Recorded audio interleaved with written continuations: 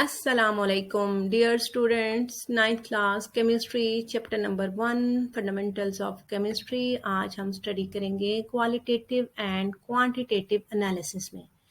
ये एनालिसिस दरअसल क्लासिफिकेशन है केमिकल एनालिसिस की। केमिकल एनालिसिस की क्लासिफिकेशन को देखने से पहले हमें ये देखना है कि केमिकल एनालिसिस क्या है। स्टूडेंट्स, जब हम ब्लड टेस्ट करवाते हैं तो हमें एक रिपोर्ट मिलती है।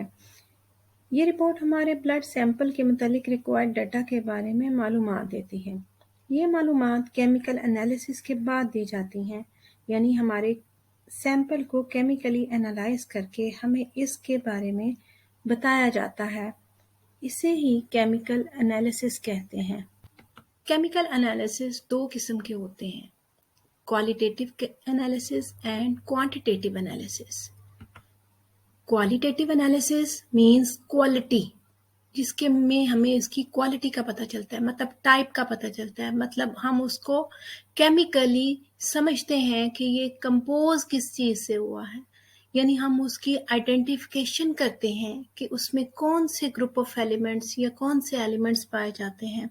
सो ऐसा टेस्ट या ऐसा एनालिसिस जो हमें ये इंफॉर्मेशन दे कि वो अननोन सैंपल किस चीज़ पर मुश्तमिल है, उसमें कौन सा साल्ट पाया जाता है, उसमें कौन से रेडिकल्स पाए जाते हैं, उसमें कौन कौन से एलिमेंट्स पाए जाते हैं, तो ऐसा टेस्ट क्वालिटेटिव एनालिसिस कहलाता है। Quantitative means quantity means how much, मिकदार कितनी है।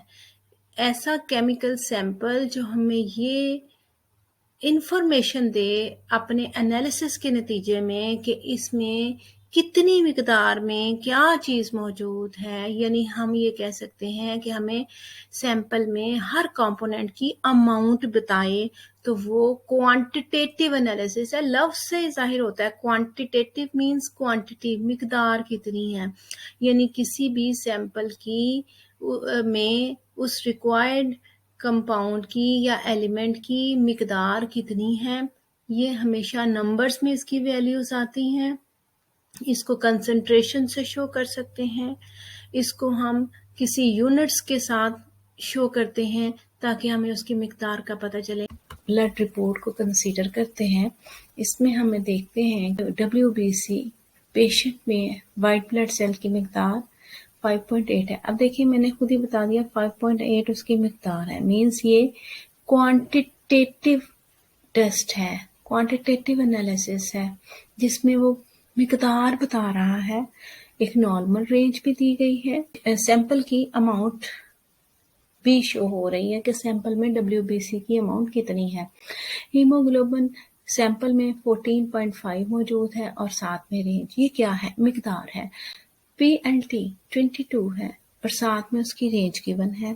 ये तीनों टेस्ट क्वांटिटेटिव एनालिसिस में आते हैं, क्योंकि इसमें हमें नंबर्स की शक्ल में उसकी क्वांटिटी, उसकी मिकदार दी गई है।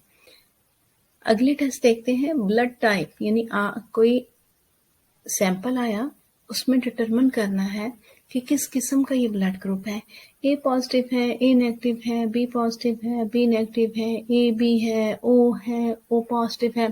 तो ये क्या किया, ये आइडेंटिफाई किया सैंपल को, सैंपल में से आइडेंटिफिकेशन टेस्ट किया और फिर पता चला आइडेंटिफाई, इसमें कोई क्वांटिटी नहीं दी गई, ठीक है। इसी तरह एक और देखिए, RBC एंटीबॉडी स्क्रीन टेस्ट, ठीक है। इसमें देखा है रेड ब्लड सेल की एंटीबॉडी स्क्रीन मौजूद है या नहीं है, ये भी आइडेंटिफिकेशन टेस्ट हुआ। सो ये दोनों टेस्ट जो हैं ये क्वालिटेटिव एनालिसिस में आए, जिसमें हमने क्वालिटी फाइंड आउट की, ये देखा कि इसमें क्या चीज़ मौजूद है। तो अगर हम इसकी डेफिनेशन देखें तो क्या बनेगी, qualitative analysis provides the identity of a substance, यानी ऐसा एनालिसिस जो हमें सब्सटेंस की पहचान दे, उसका नाम बताए, उसका एलिमेंटल नेम बताए।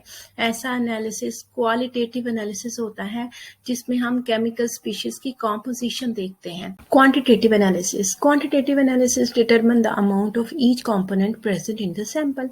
सैंपल में जो भी कंपोनेंट्स मौजूद हैं उनकी क्वांटिटी कितनी है, वो कितने परसेंट है, वो कितने मिलीग्राम्स हैं, वगैरह वगैरह। ये सब क्वांटिटेटिव एनालिसिस हमें इंफॉर्मेशन देता है।